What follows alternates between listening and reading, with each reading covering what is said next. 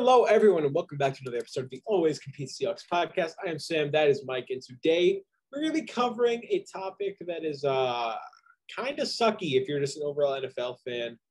The Colts have foot problems, and you might be thinking that I'm like taunting the Colts when I say that. I'm not. They literally have foot problems. I have a foot problem Wentz, also, but not the kind that the Carson Wentz and Quenton. just random off topic. I actually have a foot problem as well. I see a therapist for that one. This morning. I stubbed my toe this morning. Which is a way worse foot problem than any other foot problem in the world, as far as I'm concerned. Stepping on Legos. I don't know. I think like when you really stub your toe, I think that takes the key. That's like it just shuts down your whole body. It's like, oh yeah, you just fall. It's worse when you're like running up the stairs and you just fall and you go down the stairs slowly. Anyway, that is not what happened to my man's Carson Wentz and Quenton Nelson. They have Mike. They have bone problems now.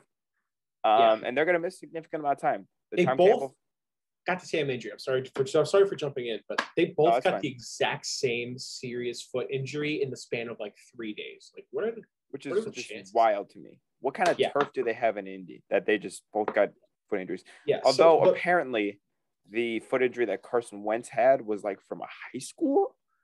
So I guess he's just been untreated and nobody ever caught it until the Colts caught it. I guess it's like a bone and muscle injury where like a bone gets moved or something and it messes up something in your foot or something.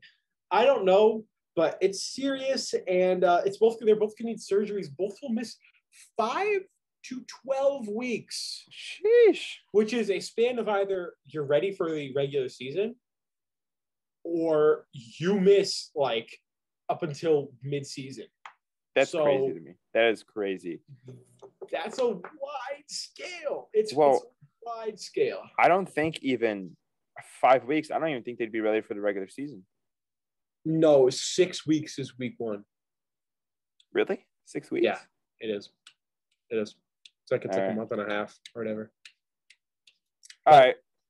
Hey, who knows? You might be saying, listen, man, why are we talking about this on the Seahawks podcast? This is the Seahawks podcast. Well, we play the Colts week 1. Yeah. It's in 6 weeks. So, yeah, that's big news for the Seahawks because the Colts quarterback and best player on the team. Yeah, which is an interior offensive lineman. But he's a really he's like one of those offensive linemen that like most teams would get like roasted for having like their best player being an interior offensive lineman, but it's like it's Quenton Nelson, so it's like, oh, okay. Yeah, it's like with Aaron Donald, like your best player is a defensive tackle. Oh wait, like, it's the best defensive player of this generation. Yeah, so but no, big news for the Seahawks because injuries are obviously very major. When it's injuries on this caliber. Of like, now you might have Jacob Eason starting and have him behind a banged up offensive line, and Eric Fisher, their left tackle, will not be ready. He's still recovering from an Achilles tear. He will not be ready. Also, they're gonna be without 2 starters on the left side of their offensive line and their quarterback. Yeah, that sucks. That sucks, big time. But the timetable would set it up to where it would be very close. Yeah, it makes it likely that they'll miss it, but it doesn't make it impossible that they'll miss it. Right. You know, the thing is, though, is even if they play, or even if one of them plays, they will have missed all of training camp, all 3 preseason games, and they'll have just be back. So I'm not even sure, even if they're ready, they'll play. Because I mean, like, think about it, though. I think there's a very high chance that they cannot play. I agree with you. Because it's week 1.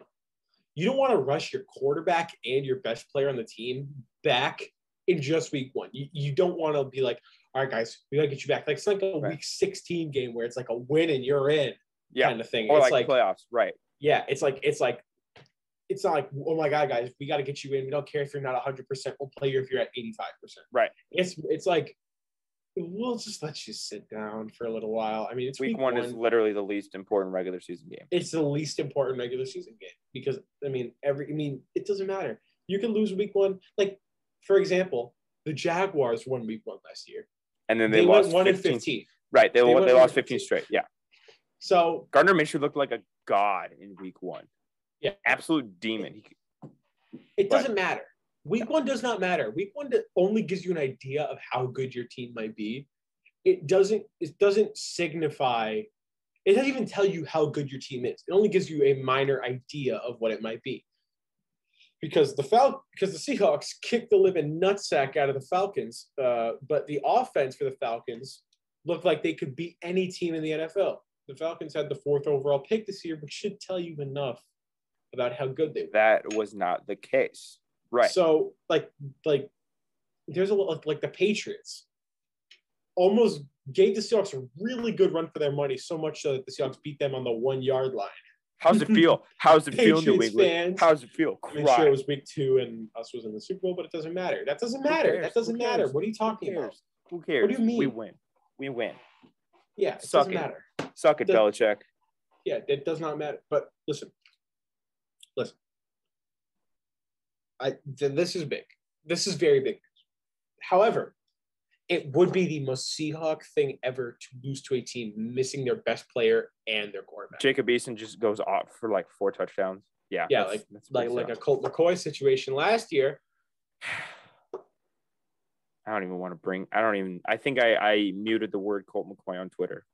If you guys remember, that was disgusting. What that game felt like at the end when we lost that game.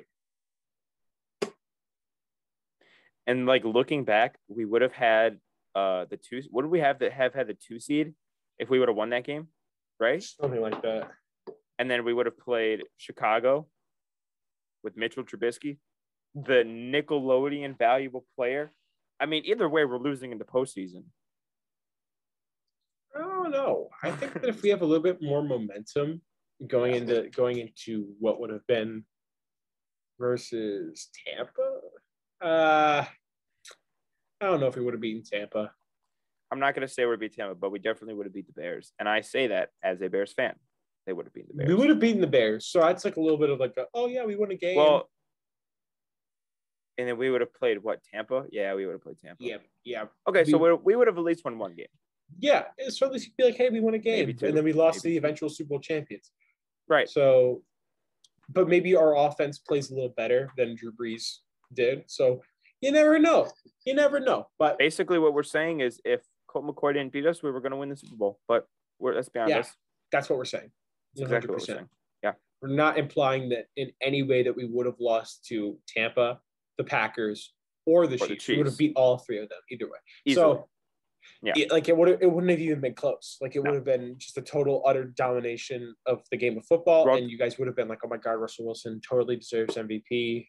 Russell Wilson would have been the first MVP, Super Bowl MVP, Walter Payton Man of the Year winner in the same year. Yeah, you guys would have been like, "Oh my God, Russell Wilson, he's the greatest." DK Metcalf's the best receiver in the NFL. Yeah, Tyler Lockett has great poems, like you know what I mean. Tyler Lockett does have great poems. He does have great poems. He has great poems. That's what I'm saying. People don't realize it though. Normies don't know about his poems. That's what I'm saying. But people would have been like, "Oh my God, we should resign Shaquille Griffin to a max deal." Right. Pete Carroll, Jamal Adams would be pouring champagne over Pete Carroll. Right. And everybody would have been hugging and crying, and Seahawks fans would have been so happy. Instead, we lost to the Rams in the first round. So I think that's a good way to end off the video. Thanks, Colt McCoy. Yeah. It's a good way to end off on the video.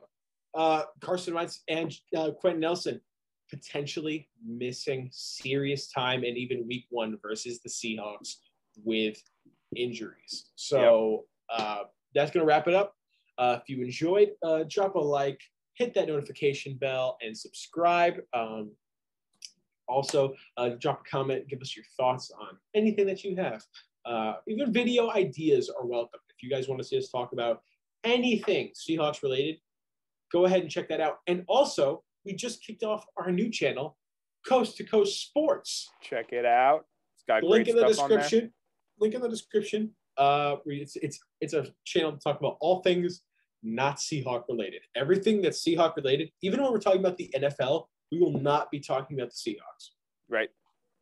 Even like if we're doing like a week recap, we will not be talking about the Seahawks. That'll all even be if the Seahawks, on this one. Even if the Seahawks are in the Super Bowl and we need to talk about the Super Bowl, we're going to be talking about it on this channel. So don't be like, saying, where's the count? Where to go? Why? I thought this was like a Seahawks channel. Now you're bringing fake fans. Channel. Fake fans. Yeah, it's on. Everything else is on that channel. Coast to Coast Sports. Please subscribe and hit those notifications if you love all of the sports. We just dropped our first video, which is a MLB trade deadline video, and we have NBA free agency stuff on the way. Yep. So we'll see y'all next time. Peace out. Peace out.